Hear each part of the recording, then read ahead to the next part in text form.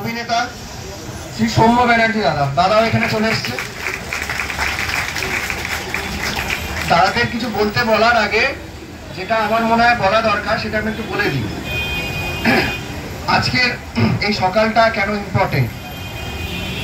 গতকাল এই পিজি হসপিটালের এমার্জেন্সি মেইন গেট যেটা আছে সেটা দিয়ে ঢোকার সময় অনেকেই খেয়াল করে থাকবে বা নাও করে থাকতে পারো, দেখবে ঠিক গেটের সংলগ্ন একদম গা ঘেঁষে একটা শামিয়ানা টাঙিয়ে একটা প্যান্ডেল বানানো হয়েছিল, যেখানে বড় করে একটা ব্যানার লাগানো ছিল মে আই হেল্প ইউ, মানে একটা সহায়তা ডেস্ক, একটা হেল্প ডেস্ক খোলা হয়েছিল।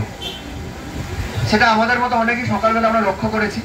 খুব স্বাভাবিকভাবেই মনে প্রশ্ন জেগেছে যে হাসপাতালের গেটে এই মে আই হেল্প ইউ ডেস্কটা কি জিনিস। কারণ আপনারা যদি এসএসকেএম হাসপাতালের এই পরিসরের মধ্যে, এই বাউন্ডারির মধ্যে, এই ক্যাম্পাসে ঘুরে দেখেন, দেখবেন বিভিন্ন জায়গায় হাসপাতালের উদ্যোগে অলরেডি কিছু may I help you desk বা অনুসন্ধান কেন্দ্রের বিভিন্ন কাউন্টার রয়েছে, ডেস্ক রয়েছে। তাহলে নতুন করে কি এমন দরকার পড়লো এবং কারা এই ডেস্কটা নতুন করে খুলে বেড়ালো? তো প্রথমে আমরা আমাদের তরফ থেকে ইন্ডিভিজুয়ালি কেউ আমরা যাই, গিয়ে খোঁজ নেওয়ার চেষ্টা করি যে এই ডেস্কটি কি জিনিস এবং কাদের দ্বারা হয়েছে। তো দেখা যায় যে কলকাতা মিউনিসিপ্যাল কর্পোরেশনের একটি আই কার্ড পরিয়ে এক ভদ্রমহিলা বসে আছেন এবং সাথে আরো 3 থেকে 4 জন, তাদের গলায় কোনো আই কার্ড নেই এবং তারা ওখানে বসে ওই ডেস্কটি চালাচ্ছেন। তো গিয়ে জিজ্ঞেস করতে তারা বলছেন যে কলকাতা মিউনিসিপ্যাল কর্পোরেশন থেকে ডেস্কটি খোলা হয়েছে। তার কারণ হচ্ছে তারা দেখছি, আমি সংবাদপত্রটা আনতে ভুলে গেলাম তাড়াহুড়োতে, এটি নির্দিষ্ট দৈনিক সংবাদপত্রের 3-4টে সংস্করণ নিয়ে ওরা বসেছে, যার হেডিংয়ে লেখা আছে যে আমাদের পশ্চিমবঙ্গের সরকারি হাসপাতালের থেকে রোগীর ভোগান্তি পরিষেবা পাচ্ছে না এটসেট্রা। এই হেডিং নিয়ে তারা মানুষকে কিছু বুঝিয়ে বলছে তারা অন্য কোথাও পেশেন্টকে পাঠাবে। প্রথম জিনিস খটকা লাগলো, একটা সরকারি হাসপাতালের কিছু কি বলবো খামতিকে হাইলাইট করে এই সরকারের অন্য একটি সংস্থা তারা পেশেন্টকে কিছু বোঝাতে বসেছে। প্রথম ডাউটের জায়গা সেটার থেকে এলো। আমরা জিজ্ঞেস করলাম যে আপনারা কোথায় পাঠাচ্ছেন পেশেন্টকে, কি বোঝাচ্ছেন? তারা বলছেন যারা এখানে যাদের অপারেশন হতে একটু ডিলে হচ্ছে, একটু দেরি হচ্ছে বা একটু বেড পাচ্ছে না, তাদেরকে আমরা বিভিন্ন প্রাইভেট নার্সিং হোমগুলোতে পাঠাচ্ছি। তারা প্রথমে এই প্রাইভেট নার্সিং হোম ওয়ার্ডটা ইউজ করতে সংকোচ বোধ করছিল। আমি জানি না ওনাকে জিজ্ঞেস করে যাচ্ছিল। এবং তার থেকে 2-3 জন মানুষ ছিল, তারা আদবেই কেএমসির কোনো লোক নয়, অর্থাৎ মিউনিসিপ্যাল কর্পোরেশন কোনো অফিসিয়াল অথরিটির কেউ নন। তারা কিছু যাই হোক কিছু রাজনৈতিক ব্যক্তিত্ব ছিলেন, তারা দাবি করছিলেন এবং তারা বলেন যে হ্যাঁ আমরা এখান থেকে কিছু স্বাস্থ্য ভবনের থ্রু দিয়ে এবং আমাদের এই হাসপাতালের এমএসভিপি স্যারকে জানিয়ে তারা এই জিনিসটা করছে এবং তারপর সেখান থেকে তারা যে প্রাইভেট হাসপাতালে স্বাস্থ্যসাথী কার্ড রয়েছে সেই হাসপাতালগুলোতে অপারেশন করার জন্য, ভর্তি করার জন্য তারা পেশেন্টকে এখানে পাঠাচ্ছে। ইংরেজিতে একটা কথা আছে সাইফনিং।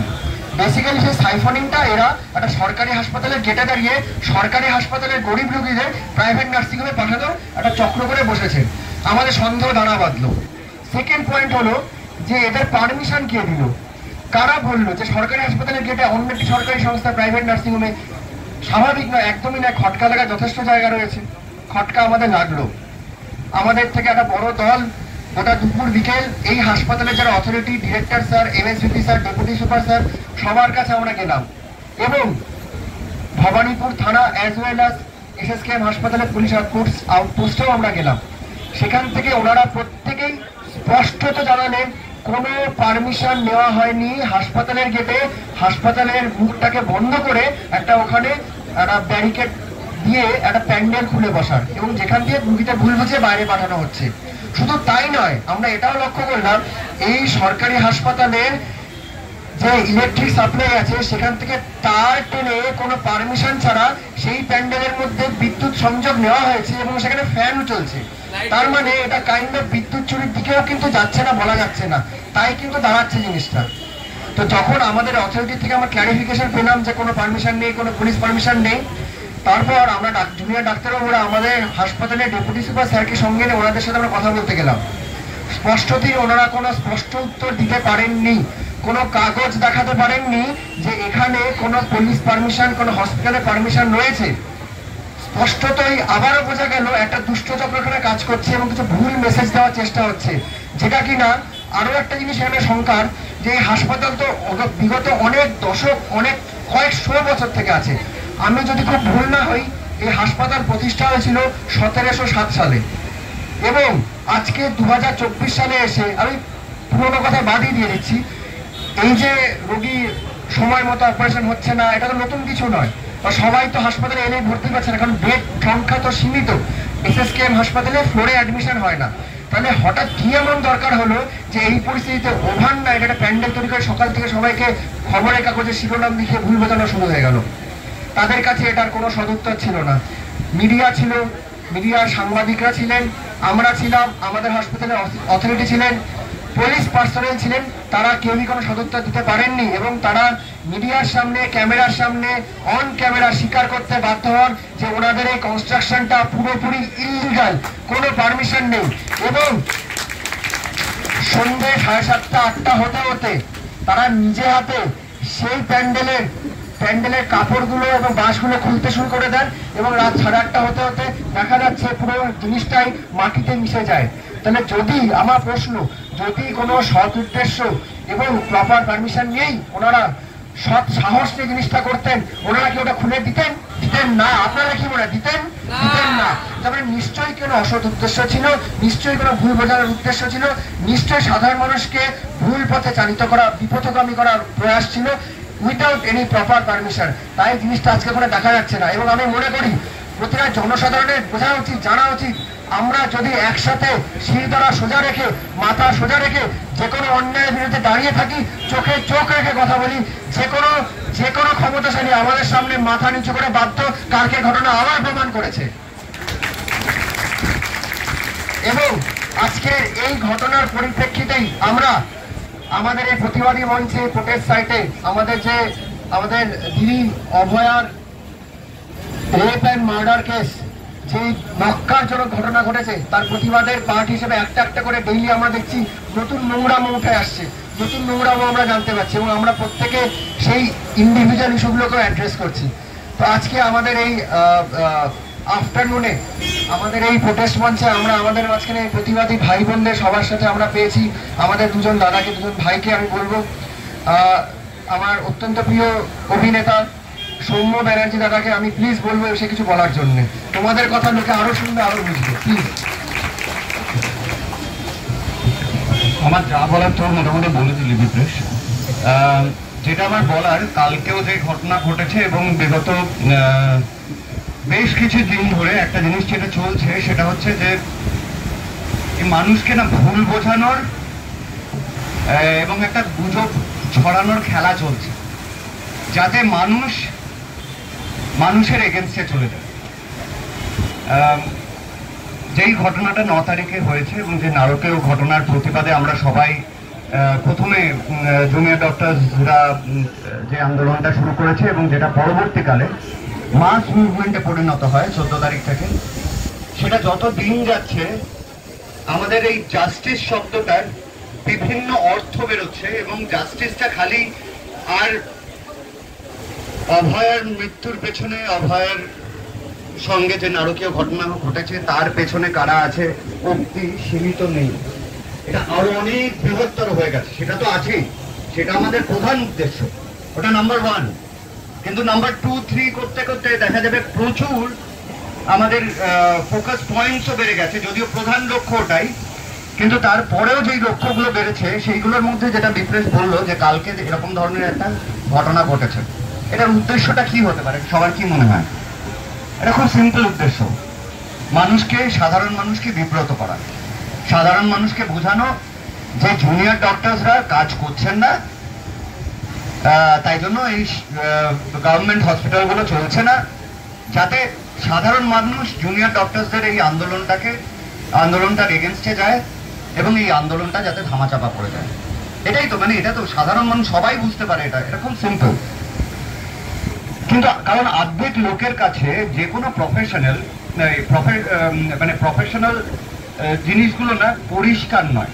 জুনিয়র ডাক্তার মানে কি, খায় না মাথায় দেয়, তারা কি ডাক্তারি নাকি কি, তারা কারা, এটা কিন্তু সাধারণ মানুষ জানে না খুব একটা। মানে এরা যে ইউজি পিজিটি রেসিডেন্ট ডক্টরস, এরা যে ডাক্তারি পড়ছে তার সাথে সাথে ট্রেনি ডাক্তার, তারা যে ওখানে একটা ভলেন্টারি সার্ভিস দেয়, তারা যে গভর্নমেন্ট এমপ্লয়িজ নয়, এটা আমাদেরই ছড়িয়ে দিতে হবে। এবং তারা কিন্তু সিনিয়র ডক্টরসদের হেল্প করছেন। গভর্নমেন্ট হসপিটালগুলো কিন্তু তাদের এমপ্লয়িজ দিয়ে চলে, তারা জুনিয়র ডক্টর দিয়ে চলে না। তাদের নিজস্ব সেট অফ এমপ্লয়িজ আছে যারা এই গভর্নমেন্ট হসপিটালগুলো চালায়। মানে আজকে যদি দেখা যায় যে জুনিয়র ডক্টরসরা নেই বলে গভর্নমেন্ট হসপিটালটা চলছে না, তাহলে এমপ্লয়িজরা কি করছেন? আমরা আগের দিন একটা গণকনভেনশনে গেছিলাম, যেটা মেডিকেল কলেজ না, মেডিকেল কলেজে হয়েছিল। ওখানে সিনিয়র ডক্টররাও কিন্তু বলেছেন, যাদের সৎ উদ্দেশ্য আছে, তারা বলেছেন যে জুনিয়র ডক্টরসরা আন্দোলন চালিয়ে যাক, আমরা দরকার হলে 36 ঘন্টা কেন 48 ঘন্টা খেটে পুষিয়ে দেবো, কোনো রোগীকে ফেরত যেতে হবে না। আর যেইটা দেখা যাচ্ছে, যেই ওয়েট টাইমটা বা যেটা বেড পাওয়া যায় না, এটা না আমরা সারা বছর শুনি। এবং সেটা আমার মনে হয় গভর্নমেন্ট অফিসিয়ালসরাও যারা অন্যান্য কথা বলছে, তারা নিজেরাও বলে যে একটা রিসেন্ট একটা পোস্ট খুব ভাইরাল হয়েছিল, তাতে অন্যান্য কথা বলা হয়েছিল যে আপনারা বেতন নিচ্ছেন তো, এই নিচ্ছেন তো। তার আগে বলা হয়েছিল, আমি প্রচুর বন্ধু বান্ধবদের বলি, বা আমার প্রচুর বন্ধু বান্ধবরা কোথাও ভর্তি হতে গেলে আমাকে কল করে। কেন আপনাকে কল করবে? আপনি কে? কেন আপনাকে কল করতে হবে? যদি গভর্নমেন্ট হসপিটালগুলো এতটাই, মানে আগেও এরকমই পরিস্থিতি ছিল যে গেলেই জায়গা পাওয়া যায়, তাহলে আপনাকে কল করতে হতো কেন? তারা তো গেলেই জায়গা পেত। তাহলে এখন যে পরিস্থিতিটা গভর্নমেন্ট হসপিটালে, যেটাকে খুব হাইলাইট করা হচ্ছে, সেটা তার মানে সারা বছর চলে। এবং সেটা যদি ফেল করছে, তার মানে তো এটা স্বাস্থ্য দপ্তর ফেল করছে কোনোভাবে।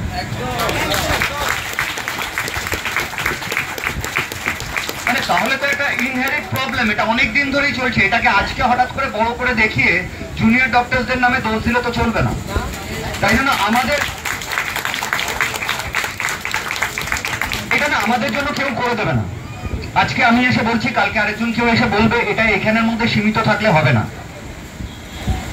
এবং আগের দিন আমাদের SSKM গণকনভেনশনেও ডক্টর কুণাল সরকার বলছিলেন একটা কথা, যে এই রাগ, এই ক্ষোভ, এই আন্দোলন, এই মাঠে বেরোনো, রাস্তায় বেরোনো, এটা একদিন কিন্তু কমবে।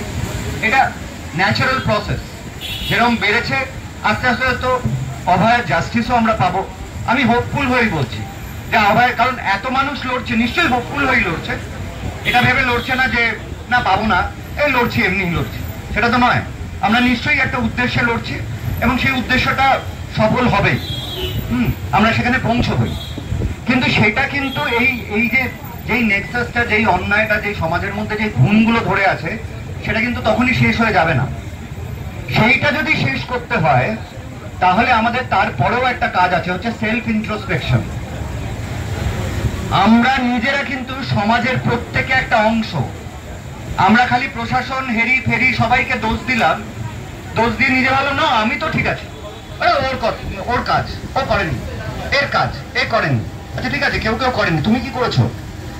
এই যে কালকে যে বিপ্রেশা যে দায়িত্বটা নিয়েছে, এবং কালকে গিয়ে যে SSKM এর বাইরে যে ঘটনাটা ওরা, মানে আমি বলবো ডেমলিশ করে দিয়েছে, সেটা তো খালি পুলিশ প্রশাসন হেরিফেরির দায়িত্ব হতে পারতো না। ওরা দায়িত্ব নিয়েছিল বলেই কালকে ওটা ডেমলিশড হয়েছে, নাহলে আজকে হয়তো দেখা যেত যে অনেকের ক্ষতি হয়ে গেছে।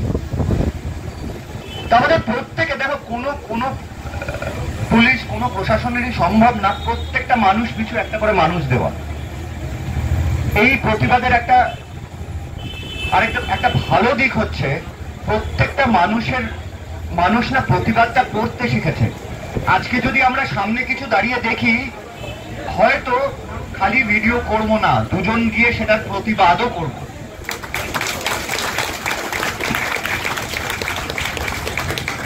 আমার মনে হয় এইটা এবার না সবাই তোমরা যারা এখানে আছো এবং যারা নেই তাদেরকেও বলো, সবাই এটা এবার ছড়াতে আরম্ভ করো যে জুনিয়র ডক্টররা কি করছে, এবং যে ন্যারেটিভটা দেওয়া হচ্ছে সেটা যে কমপ্লিটলি ভুল, সেটা ইন্ডিভিজুয়ালি সবাই দায়িত্ব নাও। কি বলতো, একটা ইয়ের মতন, একটা পিরামিডের মতন, 1 জন থেকে 2 জন হবে, 2 জন থেকে 4 জন হবে, 4 জন থেকে 16 জন হবে, এইরকম ভাবে। ওই ছোটবেলায় একটা গল্প পড়েছিলে যে একটা রাজার কাছে গিয়ে বলেছিল যে একটা দাবার বোর্ডে প্রথমটাতে একটা ধান নেব, তারপরেরটাতে তার ডাবল, 2টো, তারপরেরটাতে 4টে, তারপরেরটাতে 16টা, করতে করতে দেখা গেছে যখন 64 নম্বর, 64টা ঘর থাকে তো, আর তাই তো 64টাই ঘর থাকে, 64 নম্বরে ঘরে গেছে, তখন কিন্তু রাজ্যে আর ধান নেই যেটা উনি দিতে পারবেন। তো আমরা যদি ওই রকম এক্সপোনেনশিয়ালি ছড়াই জিনিসটা, তাহলে কিন্তু সবার মধ্যে আমরা নিজেরাই ছড়িয়ে দিতে পারবো। এটা আমাদের ডিপেন্ড করতে হবে না কোন দাদা কোন দিদি এসে কে বলবে তারপরে এটা গিয়ে ছড়াবে, এটার জন্য ডিপেন্ড করতে হবে না। প্রত্যেকে আমাদের দায়িত্ব নিতে হবে, অ্যান্ড এভরি ইন্ডিভিজুয়াল ম্যাটার্স। তুমি যদি 2 জনকেও ছড়াতে পারো, তোমার ফেসবুক তোমার সোশ্যাল মিডিয়া থেকে যদি 2 জনেও জানতে পারে, সেটাও ম্যাটার করে। এটা আমাদের কাছে এখন প্রধান লক্ষ্য হয়ে দাঁড়িয়েছে। কিন্তু সব কাজ করব আমরা, আন্দোলনটা যদি লং টার্ম চালাতে হয়, এবং এটা তো এখন খালি এই একটা কিছুর আন্দোলন না, এই আন্দোলনটা, এই প্রতিবাদটা আমাদের সারা জীবন করে যেতে হবে। হ্যাঁ, তো সেটা যদি লং টার্ম চালাতে হয়, তাহলে আমাদের প্যারালালি কাজও করতে হবে, প্যারালালি প্রতিবাদটাও চালাতে হবে, এবং অ্যাওয়ারনেস বাড়াতে হবে। এই অ্যাওয়ারনেসটা আজকে খুব ইম্পর্টেন্ট, কারণ হচ্ছে এই এডুকেশন, এই অ্যাওয়ারনেসটা না হলে আমাদের প্রতিবাদ করে কোনো লাভ নেই। ঠিক আছে, থ্যাংক ইউ সো মাচ। হ্যাঁ, এবং সবাই, আমার মনে হয় এবার সবাই দায়িত্ব নাও, সবাই এটা কালকের ঘটনাটা বিশেষ করে সবাই ছড়াও, এবং সবাই বন্ধু বান্ধব আত্মীয় স্বজন সবাইকে বলো যে এই ন্যারেটিভটা এবার যেন ছড়ানো হয়, যাতে অন্য ন্যারেটিভটা না ওভার পাওয়ার পড়ে। ঠিক আছে, থ্যাংক ইউ। অত্যন্ত প্রিয়, সবার অত্যন্ত পরিচিত ভয়েস, অগ্নিদা, মির্চি অগ্নি, সবার জন্য আজকে।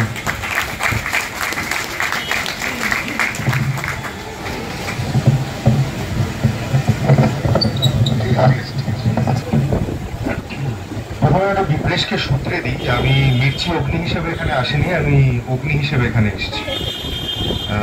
একজন সাধারণ মানুষ হিসেবে এসেছি যে ট্যাক্স দেয় এবং ভোট দেয়। আমার মনে হয় আমরা সবাই যারা এখানে একত্রিত হয়েছি এবং জাস্টিস ফর আরজি কর বা এই যে অভয়ার ন্যায় বিচার, এই দাবিতে যারা সরব হয়েছি, তারা সবাই at the end of the day, ওই নাসিরুদ্দিন শাহ বলেছিলেন না, Wednesday the stupid common man, আমরা সবাই আলটিমেটলি স্টুপিড কমন ম্যান। তার সঙ্গে নাসিরজি আরেকটা মারাত্মক সংলাপ বলেছিলেন অনুপম খেরকে, পাবলিক মে গুসা বহুত হ্যায় উসে আজমানা বন্ধ কিজিয়ে। লোকের মধ্যে প্রচুর রাগ আছে, সেই রাগকে বারবার খুঁচিও না, খোঁচালে এক সময় শুরু হবে অভয়ার ন্যায় বিচার থেকে, পরিণত হবে সিস্টেমের ন্যায় বিচারে। এবং এখন এটা একটা সিস্টেমের বিরুদ্ধে লড়াই শুরু হয়েছে আমাদের। কোন সিস্টেম? সিস্টেম মানেই লোকে ভাবে পুলিশ, প্রশাসন, অ্যাডমিনিস্ট্রেশন না। যে ক্যাব ড্রাইভার আপনাকে বলবে 300 টাকা না দিলে যাব না, 150 টাকা ভাড়া, তার ক্যাব ক্যান্সেল করুন। যে আপনাকে বলবে যে দাদা আজকে আমি আপনাকে অমুক খাবারটা দিতে পারছি না, 4 দিন পরে এসে খোঁজ করুন, তখনও পাবেন কিনা বলা যাচ্ছে না, তাকে কারণটা জিজ্ঞেস করুন যে কেন আপনি আমাকে জিনিসটা দিতে পারছেন না। ছোট ছোট ছোট ছোট জিনিস, কেউ রাস্তায় পানের পিক ফেললে তাকে বলুন যে এটা করা যায় না। এই শহর সেফেস্ট সিটি ছিল, যাতে থাকে সেই দায়িত্বটা আমাদের, কেউ আর নিতে পারবে না। সেই দায়িত্বটা আমাদেরই নিতে হবে।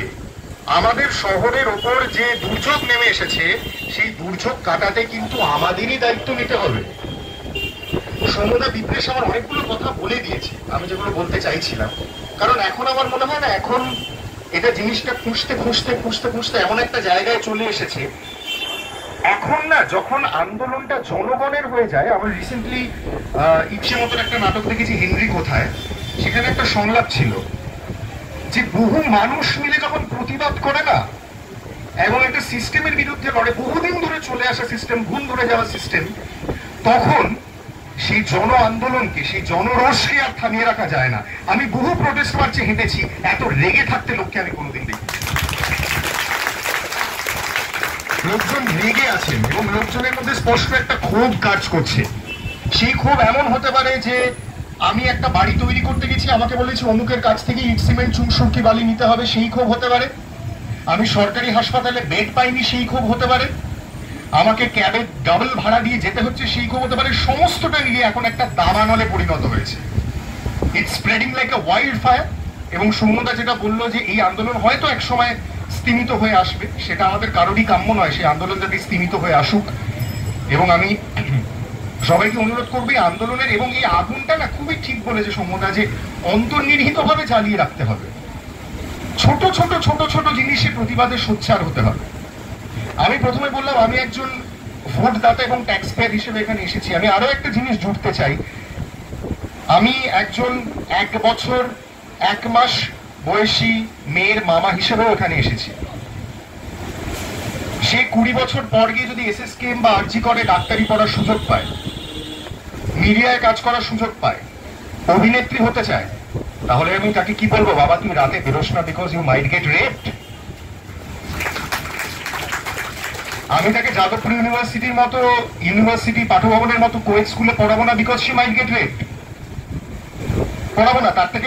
তার যে বেসিক সুযোগ সুবিধাগুলো, তার যে এক্সপোজার, তার যে দুনিয়াদারি, সেটার পথ বন্ধ করে দেবো because she might get raped? না। Enough is enough, no means no. অনেক হয়েছে, আর নয়। আমাদের ভবিষ্যৎ প্রজন্মের জন্য আমাদের একটা সুরক্ষিত শহর কলকাতা রেখে যেতে হবে, যেখানে নারী পুরুষ নির্বিশেষে কাঁধে কাঁধ মিলিয়ে SSKM, আরজি কর, JU সমস্ত জায়গায় রাতে ঘুরে বেড়াবে, কেউ তাদের হাত দেবে না। এবং অনেক কথা তাদের বলা হয়, অনেক সময় বলা হয় যে প্রভোকেটিভ ড্রেস পরে আছে কেন, অমুক পরে আছে কেন। আমি যদি রাস্তায় খালি গায়ে শুয়ে থাকি তাহলেও কারো অধিকার নেই আমাকে রেপ করার, সরি। এবং আমি শেষ করবো শঙ্খ ঘোষের একটি কবিতা দিয়ে। কবিতাটি বহুল প্রচলিত, আপনারা হয়তো অনেকে শুনেছেন। শঙ্খ ঘোষ লিখছেন, ঘুমটা ভেঙে গেল হঠাৎ, বাইরে কি ঝড় হচ্ছে? দাপাদাপি করছে জানলার পাল্লা দুটো, মাঝে মাঝে বিজলি চমকাচ্ছে। ফের শুয়ে পড়তে গিয়ে সেই বিদ্যুতের ছটফটে আলোয় মনে হলো ঘরের মধ্যে যেন হাওয়া দিচ্ছে কেউ। কে ওখানে? কে? হাওয়া কোনো শব্দই করে না। উঠে আসি কাছে, আবারও জিজ্ঞেস করি, কে আপনি, কি চান? সে তবু নিশ্চুপ থেকে এ কোণে ও কোণে ঘুরছে, মাথা তুলছে না কিছুতেই, চোখে চোখ নয়। কিছুতেই খুঁজছেন আপনি?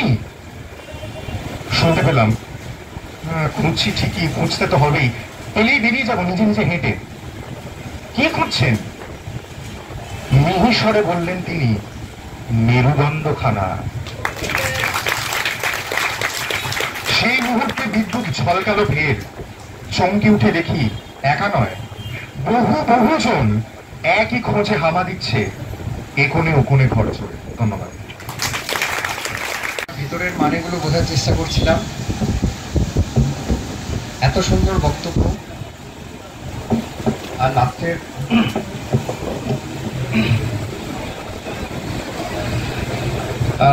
যেটা দিয়ে অগ্নিদা শেষ করলো, মেরুদণ্ড। আজ থেকে ঠিক 1 মাস আগে আমার মনে হয় যদি এমন কোনো আমাদের কোনো চশমা থাকতো যেটা দিয়ে আমরা মানুষের মেরুদণ্ডগুলো দেখতে পাই, সেই চশমাটা পরে নিলে হয়তো সমাজের 90% মানুষই আমার মনে হয় মেরুদণ্ডকে চশমাতে ধরা পড়তো না।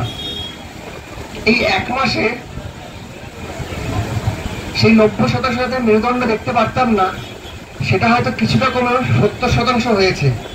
কিছু মানুষের সুপ্ত মেরুদণ্ডগুলো দেখাবো কি দেখাবো না এই দ্বিধাদ্বন্দ্বকে অতিক্রম করে দেখাতে শুরু করেছে এবং দেখাচ্ছে। তার নিদর্শন প্রতিদিন আমরা পাচ্ছি, সোশ্যাল মিডিয়াতে পাচ্ছি, নিউজে পাচ্ছি। যারা আগে ঘরে বসে থাকতো, ভাবতো ওমা আমি কিছু বলবো, থাক দরকার নেই, কি দরকার ঝামেলায় যাও, সেই লোকগুলো সংখ্যায় হাজারে হাজারে রাস্তায় বেরিয়ে আসছে, হাতে মোমবাতি নিয়ে রাস্তায় প্রতিবাদ জানাচ্ছে, রাস্তা দখল করছে, নিজের মতো করে নিজের প্রতিবাদ জানিয়ে যাচ্ছে। একটা আন্দোলনের হয়তো শুরু হয় একটা নির্দিষ্ট একটা দুটো এজেন্ডা শুরু করে দিয়ে হয়তো শুরু হয়, কিন্তু এই আন্দোলনের বহুমাত্রিক দিক দেখা যাচ্ছে, অনেক বহুমাত্রিক সাফল্য আছে। তার একটা দিক যেমন এক্ষুনি আমরা আলোচনা করলাম, এই মেরুদণ্ড, এই সাবক্লিনিক্যাল, আমরা ডাক্তারি ভাষায় সাবক্লিনিক্যাল মেরুদণ্ডগুলো একটু ক্লিনিক্যাল হয়ে উঠতে শুরু করেছে। কিছু লেটেন্ট, কিছু ক্যারিয়ার, কিছু প্রতিবাদী সত্তা মানুষের মধ্যে লুকিয়ে ছিল সাইলেন্টলি, সেগুলো আস্তে আস্তে বেরোতে শুরু করেছে। এবং তার কারণ এটাই যে আমরা সবাই মিলে একসাথে হাতে হাত মিলিয়ে, কাঁধে কাঁধ মিলিয়ে লোককে সাহস দিয়েছি, যাতে করে আমি যখন এখান থেকে প্রতিবাদী মঞ্চ থেকে রাতের বেলা ফিরে যাই, ওই SSKM এর পরিসরের মধ্যে যে দাদা চা বিক্রি করে রাত 9টা 10টা সারা রাত জেগে, সে আমাকে এসে বলে ডাক্তারবাবু তো কথা বলার ছিল। হ্যাঁ বলুন। খুব ভালো করছেন আপনারা। আমাদের গ্রামেও আপনাদের পক্ষে অনেক লোক আছে, সবাই হয়তো আসতে পারে না, সবাই বলেছে আপনাদের সঙ্গে আছি, আপনারা থামবেন না। কেউ যদি আপনাদের ভুলেও বলে সাধারণ মানুষ আপনার সাথে নেই, আমি সাধারণ মানুষ, আমি চা বেচে খাওয়াই লোককে, আমি বলছি আমরা সাথে আছি। এটাই হয়তো পাওনা, এটাই হয়তো পাওনা। এবং আমি মনে করি এখানে যারা প্রত্যেকে আছে এবং যারা এখানে নেইও, তারাও এটা বিলিভ করে এবং মনে প্রাণে বিশ্বাস করে। যেটা দাদা বলছিল যে ওই প্রতিবাদী মিছিলে আমরা এর আগে অনেক হেঁটেছি, কিন্তু এই মিছিলগুলোতে, এই র্যালিগুলোতে, এই প্রতিবাদ সভাগুলোতে যখন যাচ্ছি, সবার মনের বিভিন্ন রকমের রাগ সেটা আমরা ফিল করতে পারছি, বুঝতে পারছি। কোথাও সবাই নিজেকে কোরিলেট করতে পারছে, একাত্মবোধ করছে, এবং এই একাত্মবোধ করানোটাই এই আন্দোলনের সাফল্য বলে আমি মনে করি। তো যদি কেউ জিজ্ঞেস করে তোমাদের আন্দোলন কি সফল, অনেক অ্যান্সার আছে, তার মধ্যে এটা যেন একটা অবশ্যই থাকে, কেউ যেন না ভুলে যায় এই অ্যান্সারটা। Thank you. থাকতে পারলাম না, আবার দুটো কথা উত্তর দিলাম। প্রথমটা যেটা মেরুদণ্ড নিয়ে কথা বলছিল, এটা রিসেন্টলি একটা ঘটনা ঘটেছে আমার সাথে। 4 তারিখ 9টা থেকে 10টা জুনিয়র ডক্টর ফ্রন্ট থেকে একটা ডাক দেওয়া হয়েছিল যে নাম বলো ওটার, আলোর পথে। হ্যাঁ, বিচার পেতে আলোর পথে। হ্যাঁ, let there be light, let there be justice. আমি আমার দুজন বন্ধুর সাথে শ্যামবাজার যাচ্ছি। ঠিক মৌলালির ক্রসিংটাতে ওখানে সবাই জড়ো করে মোমবাতি নিয়ে দাঁড়িয়ে আছে, এবং তার জন্য যথারীতি যেটুকুন জ্যাম হওয়ার কথা সেটুকুন জ্যাম হয়েছে। মৌলালি ক্রসিং থেকে আমি প্রায় 500 মিটার দূরত্বে গিয়ে আমার গাড়িটা থেমে গেছে। থামার 1 মিনিটের মধ্যে আমি একটা হুটারের আওয়াজ পাই। সাধারণত আমি যেরকম মানুষ, যেরকম এত বছর ধরে ছিলাম, আমি আজকের দিনে আমার কথা বলছি না, নামবো না করতে করতে সিগন্যালটা ছেড়ে যেত, কিছু না কিছু একটা ব্যবস্থা হয়ে যেত। আমার একটা সেকেন্ডও লাগেনি ওখান থেকে নেমে যেতে, নেমে গিয়ে আমার গাড়িটাকে ফুটপাতে তুলে দিতে, দিয়ে পেছনে যে হুটারওয়ালা অ্যাম্বুলেন্সটা ছিল সেটাকে গাইড করার জন্য। কিন্তু দেখা গেল এতগুলো বাস সামনে দাঁড়িয়ে ছিল যে কিছু করেই ওই অ্যাম্বুলেন্সটাকে না, মানে পথ দেখিয়ে ওটাকে যে ছেড়ে দেবো ওই দিক দিয়ে কোথাও দিয়ে বেরিয়ে যেতে পারবে, সেটার উপায় ছিল না। তো আমার আরেকজন বন্ধু ছিল সায়ন্তন বলে, সায়ন্তনকে বললাম সায়ন্তন আমি এই দিকটা ক্লিয়ার করছি, তুই গিয়ে সামনে দেখ, কেউ না কেউ তো পুলিশ থাকবে, ওখানে গিয়ে কথা বল। তো ও ছুটলো ওইদিকে, আমি এই দিকটা ক্লিয়ার করছি, একটু একটু করে অ্যাম্বুলেন্সটাকে এগোনো হচ্ছে। সায়ন্তনের সাথে একটা অদ্ভুত ঘটনা ঘটলো। সায়ন্তন গিয়ে ওখানে গেছে, একজন পুলিশ এরকম একটা রেলিং এ হাত দিয়ে দাঁড়িয়েছিলেন, SI একজন, 2টো স্টার। ওনাকে বললেন যে এরকম পেছনে একটা অ্যাম্বুলেন্স দাঁড়িয়ে আছে, আপনি একটু যদি হেল্প করেন তাহলে অ্যাম্বুলেন্সটাকে আমরা ছেড়ে দিতে পারি। এরকম দেখে বললেন যে ওটা আমার কাজ নয়, ওটা ট্রাফিকের, ওই যে দেখুন ট্রাফিকের দাঁড়িয়ে আছে, ওর কাজ। বলছে দাদা আপনি তাহলে গিয়ে বলুন। না আপনি যান না, আপনি গিয়ে বলুন, কথা বলুন, দেখুন ও কি বলছে। আচ্ছা আপনার কাজটা তাহলে কি? আমার কাজ এটা দেখা, মানে এটা দেখা, মানে না এই যে লোকজন দাঁড়িয়ে আছে সেটা দেখা। সায়ন্তন তখন রাগ হলো, যথারীতি আমাদের সবার মধ্যেই রাগটা যেটা জমে আছে, ও জাস্ট একটু গলার সাথে একটা পিচ, আমরা যারা থিয়েটার করি আমরা পিচ বুঝি, মানে একটা থা আর একটা থা এরকম ভাবে। তো একটু পিচটা তুলে বললো যে আপনি যাবেন ওখানে। এবার যেই গলাটা তুললো তখন 3-4টে মুন্ডু যারা মোমবাতি নিয়ে দাঁড়িয়েছিলেন তারা এরকম ঘুরলেন, সঙ্গে সঙ্গে এসআই বললেন হ্যাঁ আমি যাচ্ছি। তার ঠিক 5 মিনিটের মধ্যে অ্যাম্বুলেন্সটা কিন্তু বেরিয়ে গেল। এটাই মনে হয় আমাদের যে নতুন গজি ওঠা মেরুদণ্ডটা, এটার ফল।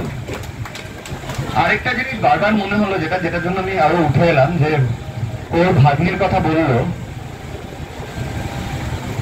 এই নারী হোক প্রান্তিক লিঙ্গ হোক, তাদের জন্য যে লড়াইটা সেটা কবে বন্ধ হয় বলতো? যেদিন আর একটা মেয়েও সামনে নয় পেছনে ব্যাগ নিয়ে ঘুরে বেড়াবে।